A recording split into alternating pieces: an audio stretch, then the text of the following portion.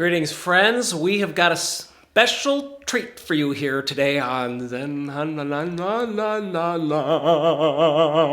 Greetings, friends. We've got a special treat for you here today. I sat down with my friend Mimi and I interviewed her. Mimi spent 13 years in Nepal studying Buddhism. She traveled all over the country. She traveled all over India. She learned Tibetan. She translated for her teacher. And she spent a lot of time, a lot more than me and probably you, in caves, meditating by herself and practicing, doing different Vajrayanic practices in Tibet. No, that would be in Nepal. In any event, I've spent the last several hours editing this video, trying to get it right and do honor to Mimi and our conversation, and my brain is a little bit fried. So without further ado, here is my wonderful conversation with Mimi. Testing. Cheers. Cheers. Okay. What I find so fascinating about your journey, your story, your path, whatever you want to call it, is you in a cave, you alone in a cave practicing, right? So you had to find your cave, in the Himalayas, right? How does that work? Okay, yeah.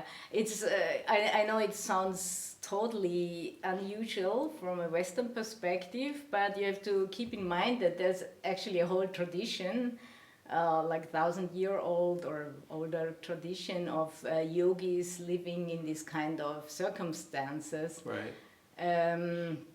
In caves in Himalayas or in little wooden shacks or whatever they could come up with. So this kind of hermits in the wilderness, even in our own culture, I think it was not that unusual. Yeah. It's just unusual nowadays. And of course, no, I didn't search for my cave, but I learned that there was already a community of yogis living in a retreat place of the Drikonkagyu lineage, which I hooked up with then in the end. And this is at the border between Nepal and Tibet. Yeah. So formerly it was Tibet and now it belongs to Nepal due to a trade-off, I think in the 1960s or something, because Nepal Buddhists wanted to have this place, so they traded some other areas with the Chinese, because now Tibet is part of China. So yeah, it's still part of Nepal, but it's really just 1 kilometer to the Chinese border. About, I think it's, I don't know in feet, but it's 4,000 meters sea level. It should be something like 12,000 feet or so. I'm not sure. Anyway, it's high altitude. So about 12,000 feet. Your cave was. Yeah, I think so, but really I'm not sure about. That's a lot. It's high. And this is the first. Describe it.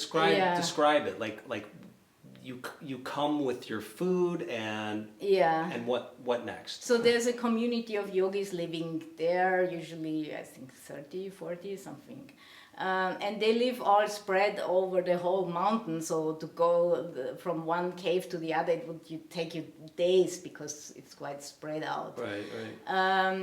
So and usually what happens if you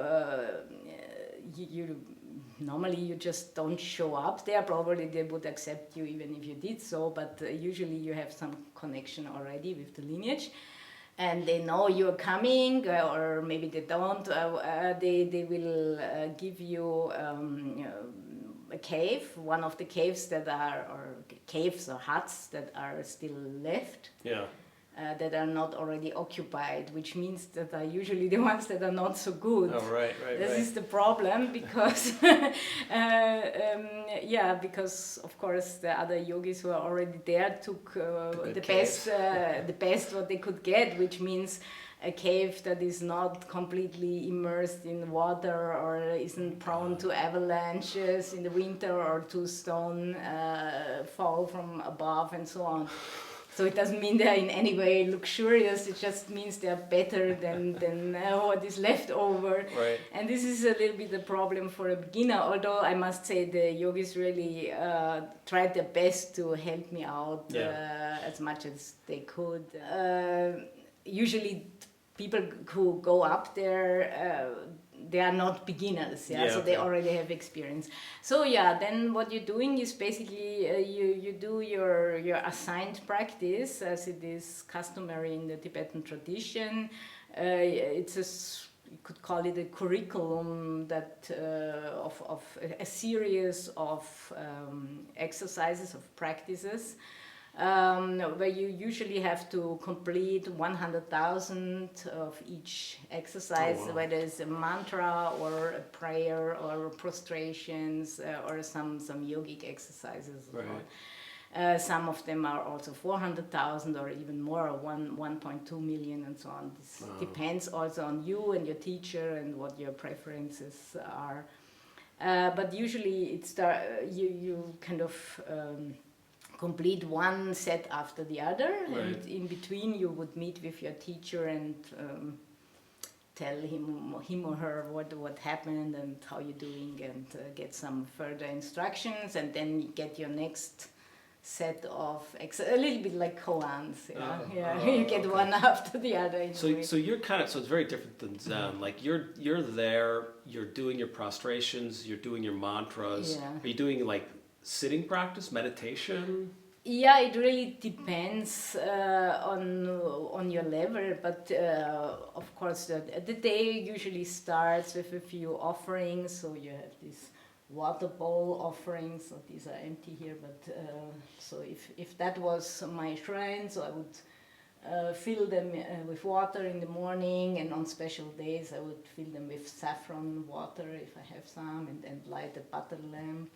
And so you do a few offerings, you do a few devotions like taking refuge in Buddha, Dharma, Sangha, plus also in the guru and the lineage and the dakas and dakinis. This is special for the tantric Vajrayana tradition, that they have this extra layer of interpretation of refuge, and then you rise bodhicitta, so you are resolved to strive for awakening for the benefit of all beings.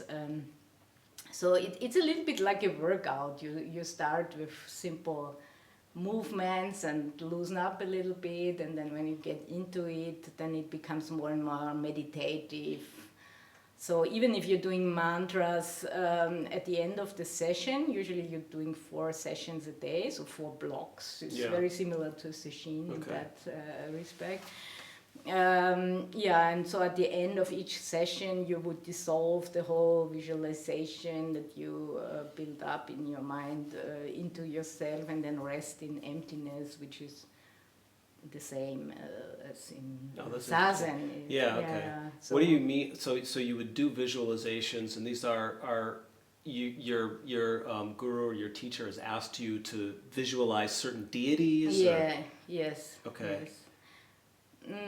Either it's like in front, or you visualize yourself in a certain form, and these are. But it's important to keep in mind that these are not like gods or persons that somehow exist inherently. These are just manifestations of the Buddha mind, or certain aspects of the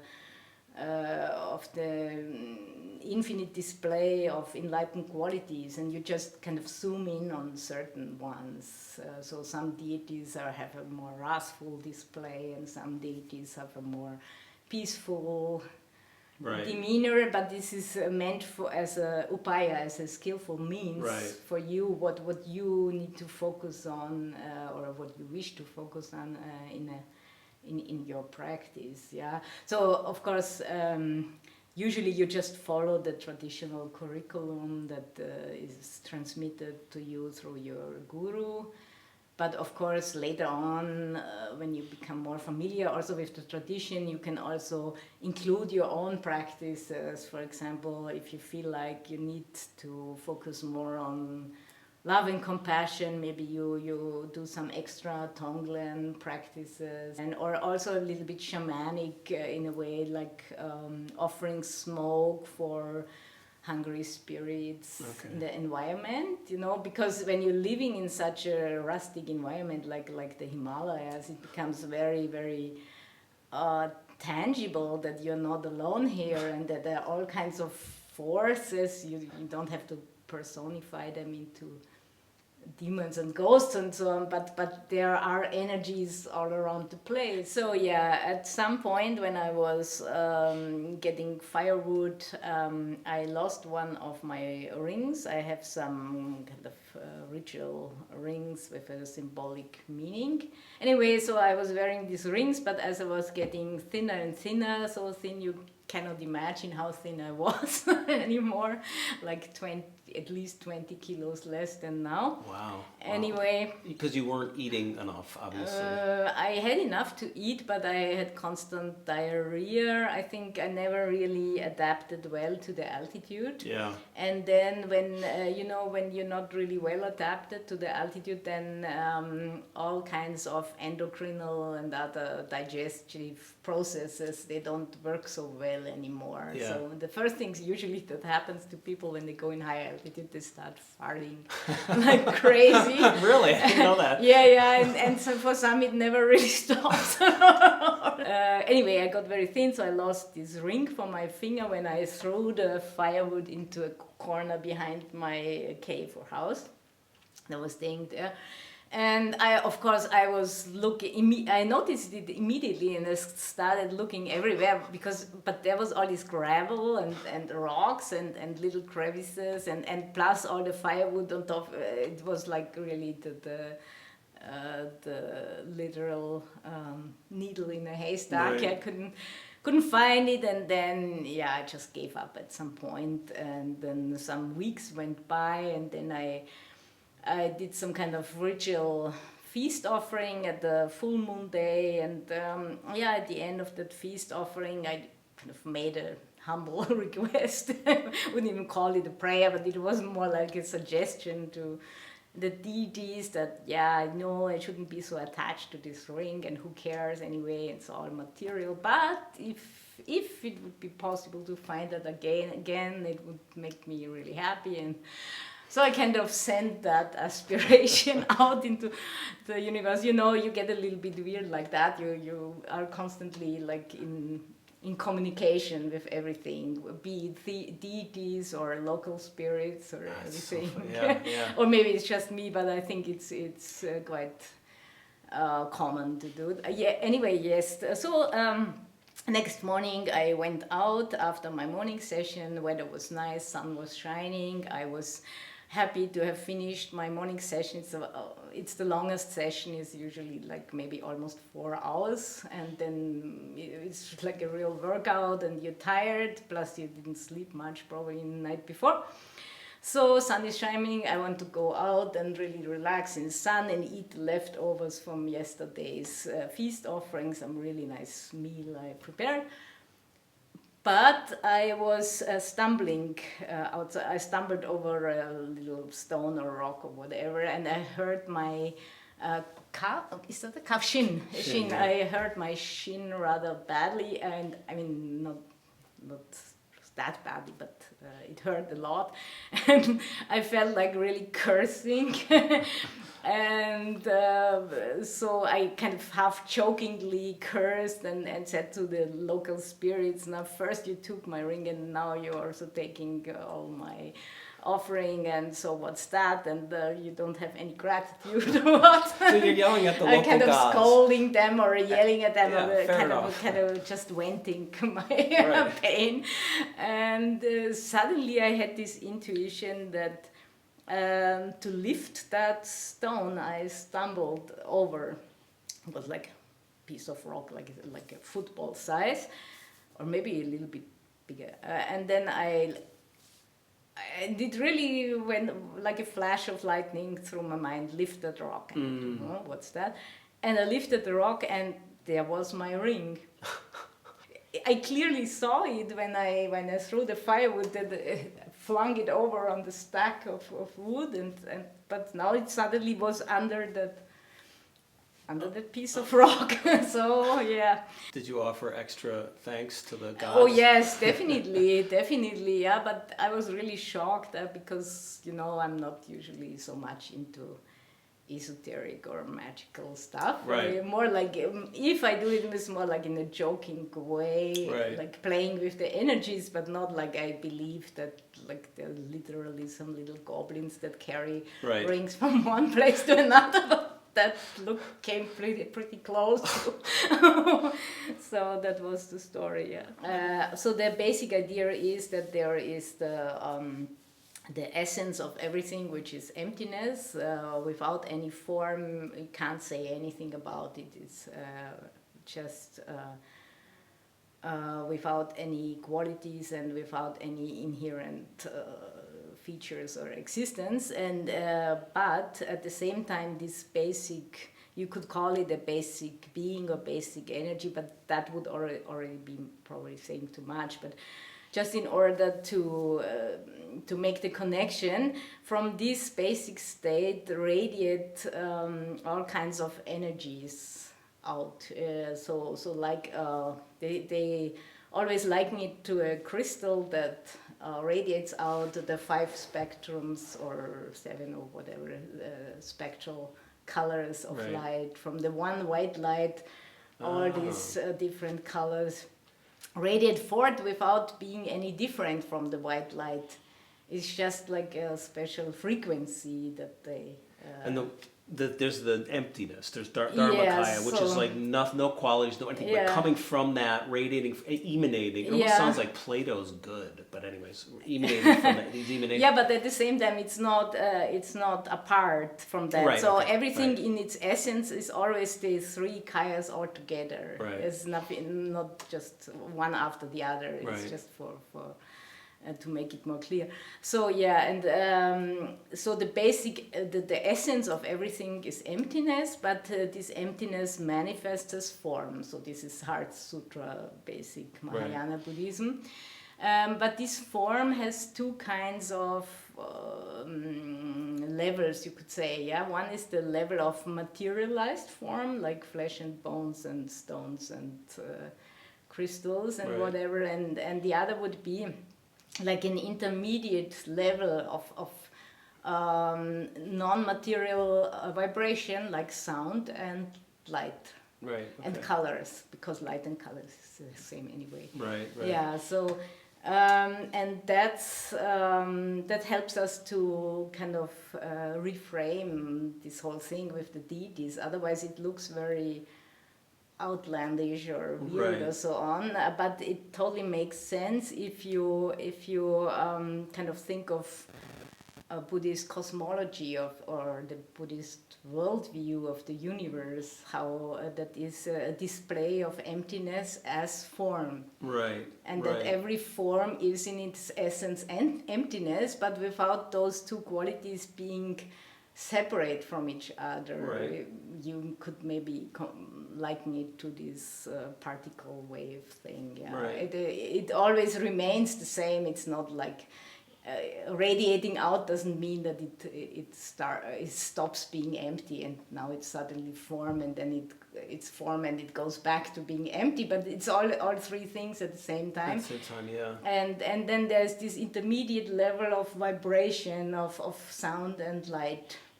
And this is the Sambhogakaya, it literally means the body of enjoyment, or the body of experience, because experience and enjoyment kind of mean the same in Tibetan and probably also in Sanskrit. I never learned Sanskrit, so I can't say for sure, but that means like our emotional experience or our communication with the cosmos, with the universe, also takes place not only as a material exchange, but also as as an energetic pranic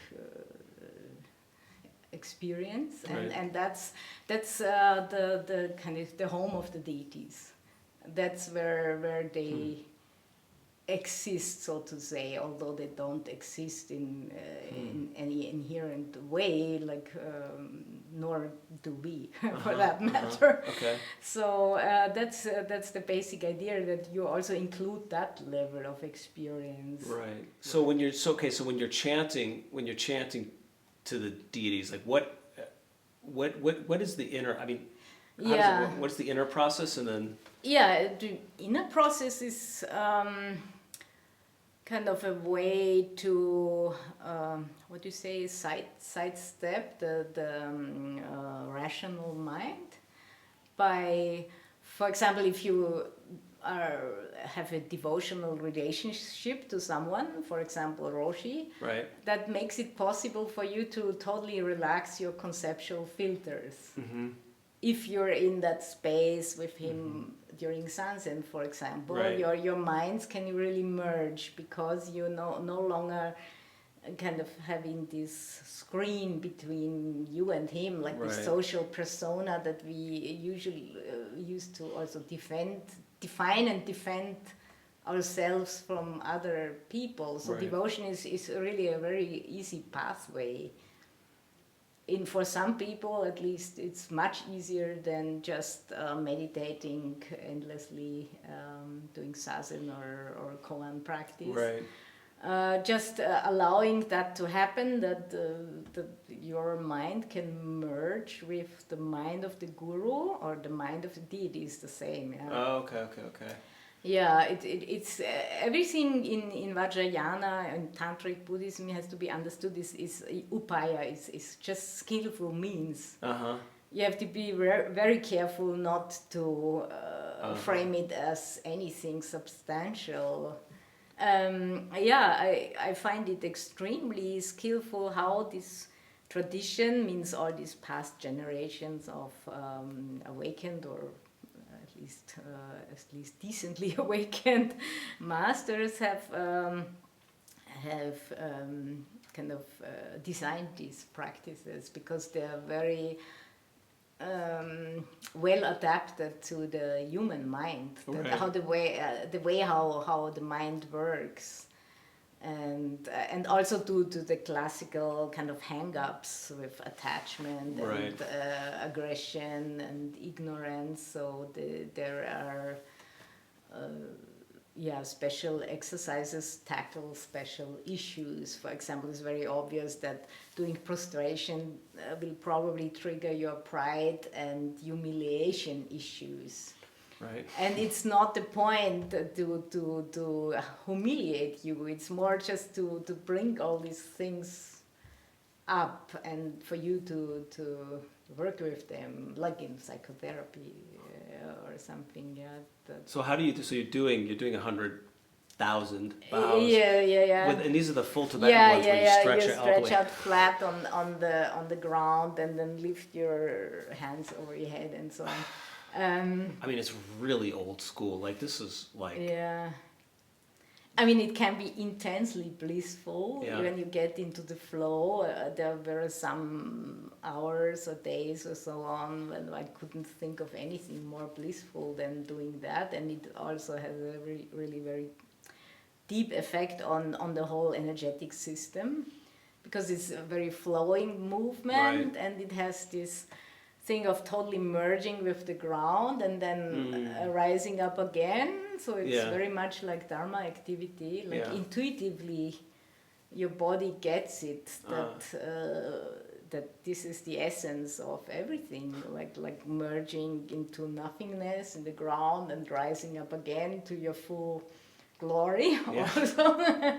And your full glory is no different from the field of merit accumulation that you visualize in front of you. That means you usually visualize all the gurus and deities of your lineage in front of you. As you're doing your bows, you're visualizing? Yes. And you speak a prayer also. Oh, you do? That's how you measure actually the 100,000.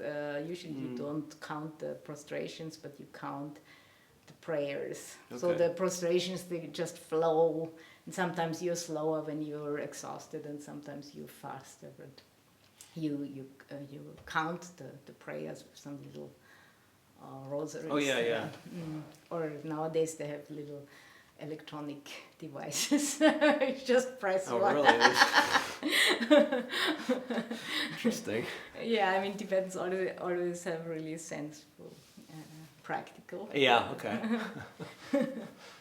Yeah, or I mean, many of these practices tend to really trigger you at a deep level and at the same time heal you. For example, there are purification practices where you visualize some nectar of bodhicitta, of enlightened mind flowing through you from the enlightened ones and washing out all your negativities, sins accumulated, bad karma, but also sicknesses that have arisen from all these and so on. So the full catastrophe of this and all former lives and is kind of flashed through you. And in the beginning, the first maybe weeks, it feels wonderful and you get so blissed out and you feel so clean and pure suddenly but then it usually, for me at least it how to say, tilted, or it flips. It flips, and then you suddenly feel, I felt at least, super impure and dirty. Really? And like, no matter how much many times I flushed, this is never going to go away, and also this fear, oh God, I'm doomed, or whatever, I'm like basically rotten and so on. I think maybe it's not only me who has this at a very deep level. I think we often carry a lot of this kind of fear or guilt, sense of guilt, that there's something like so beyond redemption about our very being. And but of course the message of especially of Vajrayana is that everything is pure from the beginning, and even all the so-called kleshas, like the negativities, are pure in their essence, as long as you don't identify with anger, lust, and ignorance. They're just energies, they're just possibilities, and then they also transform when you no longer identify with anger. It can just flow through you and find an appropriate response. For example, if somebody attacks you or mugs you in the subway or something, it can, and you don't have any real issue with that person. It just flows through you, and you do the appropriate wrathful response that will discourage that person from continuing. And that, so that the emotions or the negativities in itself are not the problem at all.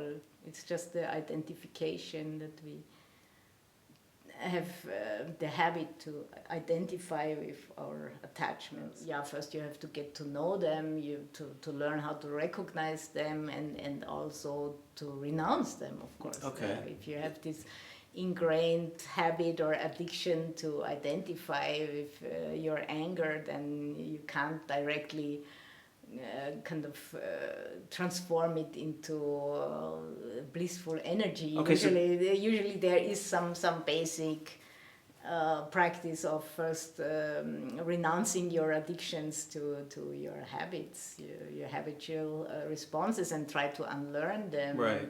I mean, the same like you do on your cushion, doing zazen. But we're never taught that really in zazen. So did your guru, does your teacher teach you that? Okay, this is anger, here's how you renounce it, here's how you transform it into... No, not in my lineage, but I mean there are other lineages like the Gelug lineage that is way more systematic about that. But my teacher was more really very Zen-like in a way, or very Mahamudra-like. So he would love to confuse me completely, like to short circuit my my yes or no questions when I went to him and said, is it like that or is it like that, and so on, and his answer would always be kind of koan-like, or like play the ball back to me, Okay. and in that way he was unbelievably empowering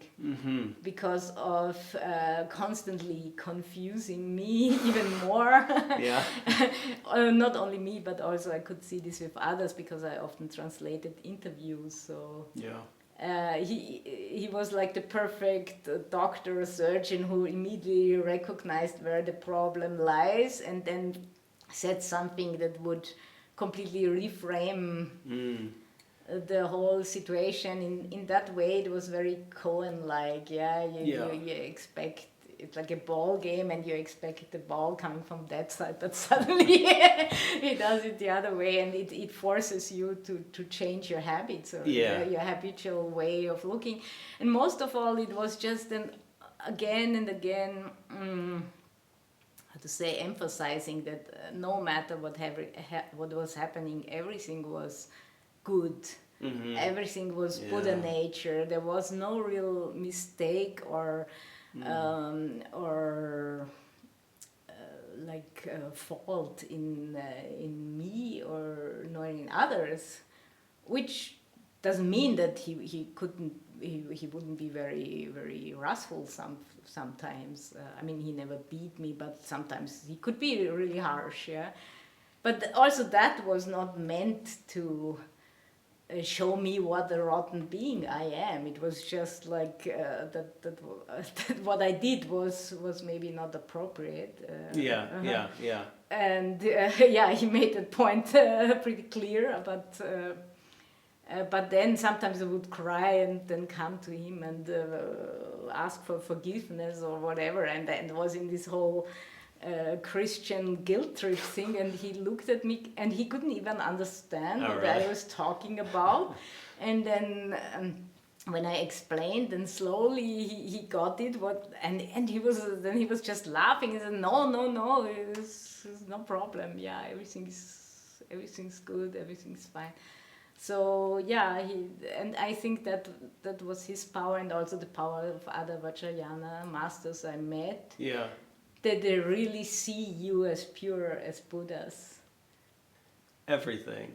Everything. I mean, that doesn't mean that you shouldn't work on your hang-ups, but it's not. It doesn't mean something wrong with you. Not at all. No, it's just like energy display. It's just fun or weird, or it's more like weird antics. So could be. Is there some sense that like the energy is like clotted or stuck, or is it just you're not manifesting it clearly? I mean, if there's no problem, then what's the problem, right? Yeah, exactly. So, but we are constantly making knots into the space, as they call it. Knots in space? Making knots into space. Trying to, you can't make a knot into space, but trying to make knots into space is like to create problems out of nowhere because of usually because of ignorance, of splitting the world in two, into me and others, into yes or no, either or.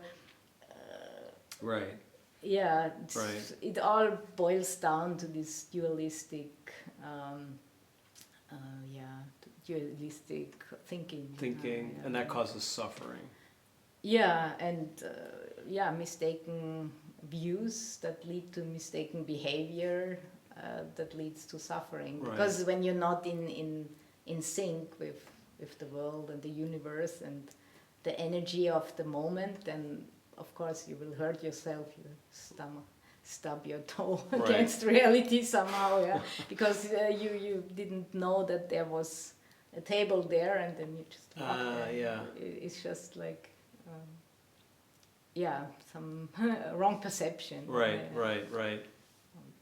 But at a very basic level, that it's really difficult to undo, and therefore it needs all these very subtle practices. Also some with mantras that really work very much on the energetic level of your being, and it's a really really very clever method, because if I would try to practice as me, as Mimi, then I have all these ideas who I am and all my history and upbringing and all my obstacles and all my things I don't know and so on.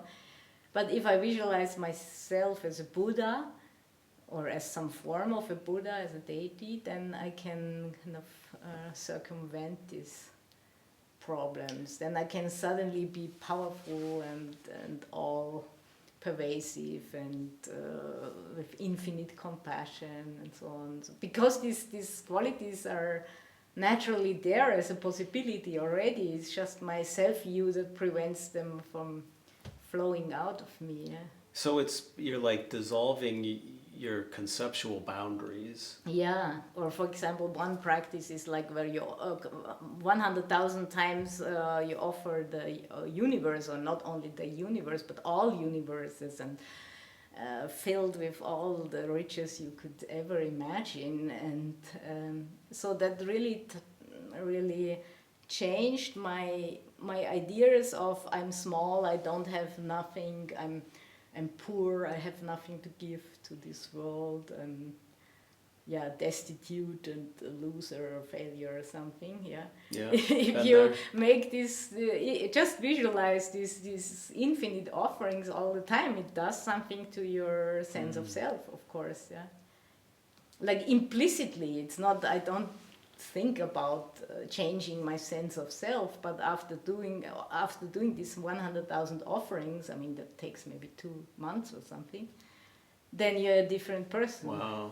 Yeah. And I would add also that especially the Vajrayana or the Buddhist Tantra, which is the same, is also the path of bliss. So we're using bliss, it means the innate quality of joyfulness or blissfulness that is inherent in our being at the very core. So often it's also called the union of emptiness and bliss. And that's maybe hard to fathom for somebody who is very depressed, like myself, for example, that still, even when you're depressed or whatever, or totally angry or totally distracted, that the essence of your being at the same time, there's a spark. There's a spark, and if you can really zoom in on that spark without thinking, so in a meditative state, it's possible to really experience that basically, everything is good, is perfect. Like it really lets you also see the beauty and the perfection of the universe or life or yourself or nature. Is that spark the same thing as bliss? Yeah, I would say so. And they say it's basically it's just bodhicitta. Like this whole theory of bodhicitta is interesting. This is actually a pure Mahayana concept. Yeah. And in its most basic meaning is just that the aspiration or the oath, you could say, the vow to attain awakening for the sake of all sentient beings, to help them realize their true nature. But then also with a lot of practice, you can feel that this is actually innate, that this is not just a vow or some concept that you came up with at a certain point in your life, and before you didn't have it and then suddenly you had it. It's more like it got actualized at a certain point in your life by meeting with a teacher and the teachings, which is kind of the effect of eons of accumulation of good karma, which means of causes and conditions for that to happen. Right. That your kind of the true nature, the inborn, innate bodhicitta always wants to come out, just like any bud wants to flourish. It's just the nature of things, that every potential strives to unfold itself. Basic dharma activity, So it looks for its opportunity, and then it will make you walk into Buddhist centers or Sufi centers or Christian church. This really depends on your propensities and what resonates most for you. But so the whole point is that this bliss, this spark of joy in everything is nothing else than this innate bodhicitta, which means the innate unity with all beings and the whole universe. And so and this can be experienced, and I think that the Vajrayana practices are especially apt at guiding you to this experience. So coming back into like Western society, and like we've talked about this, but being off the mountain, our respective mountains, I mean, I don't know what my question is, except that how do you keep the practice alive, the transformation, the practice alive in everyday life? Honestly, I'm really the wrong person to ask that question, because I still struggle very much with it. At some point, when I was still in Nepal, something really flipped for me, and I can only say that,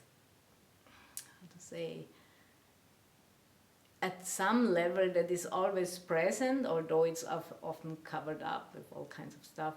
At some level there is this all-pervasive union, always there in some corner of my awareness, and it kind of infects everything. It may be also really a matter of time or many lifetimes, I don't know, that percolates through into every corner of my being.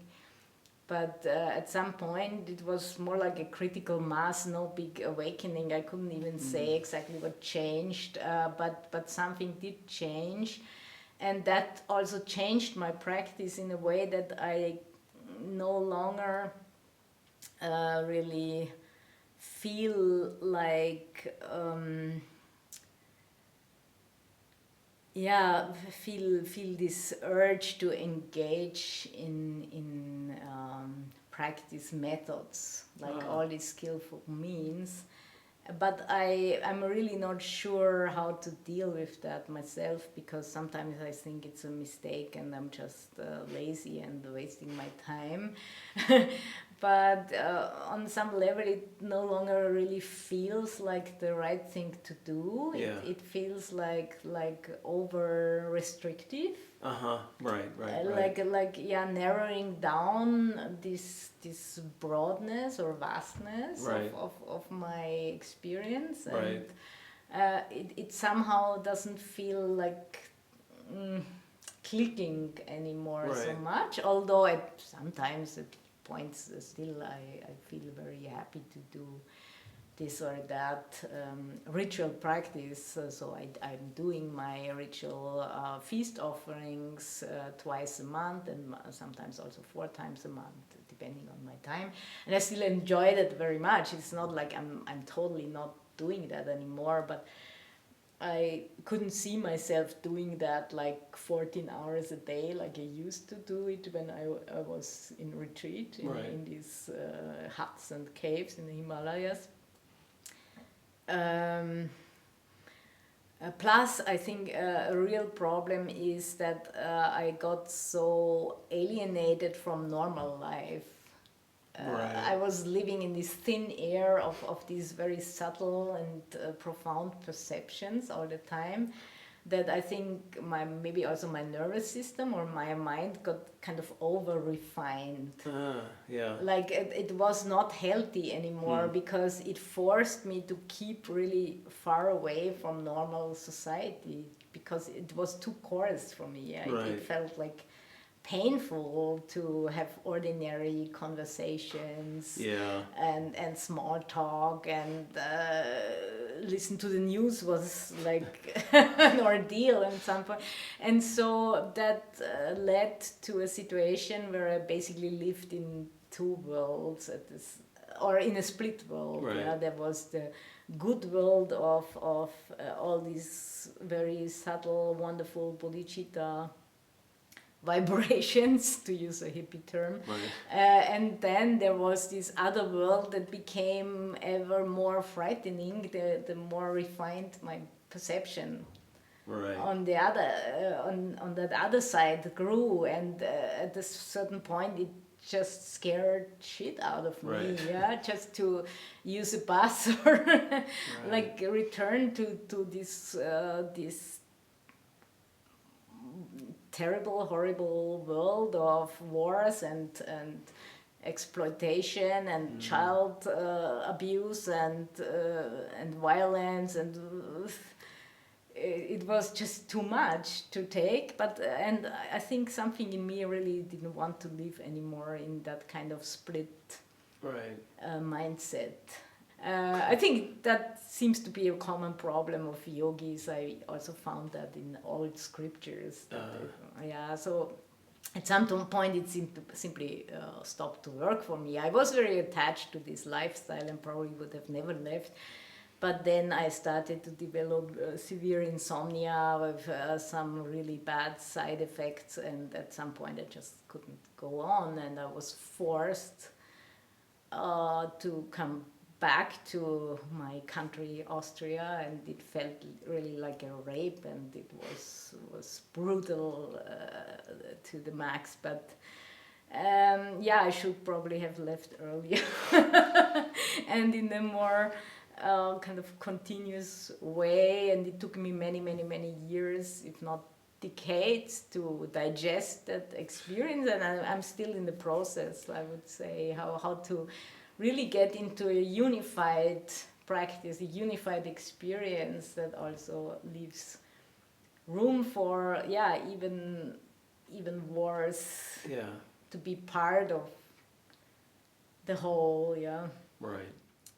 It was totally worth it for me, and the depth and the love and also the humor and the relativity of everything. I wouldn't trade that for anything else in the world. Plus the beauty of the Himalayas and the beauty of these refined states of mind. I mean, it's really worth a visit. But as for really integrating that whole experience, I'm still very much on the way. I'm so happy. I found a like-minded friend with the similar experience. Dude, you shot the whole video and you forgot to do a pitch for Patreon. All you had to say to them was, in the video description, there is a link to Patreon. Go there and support this channel if you would wish. And also, hit subscribe and hit like. That's all you had to say, Jack. That's all you had to say. But you failed.